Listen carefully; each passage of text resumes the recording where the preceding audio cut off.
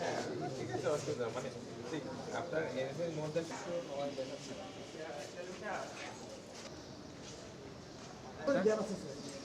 একটা করে gap pillar pillar 22টা এখানে আপনাদের 22টা কখনো কখনো 24টাও চালাতে হয় স্যার।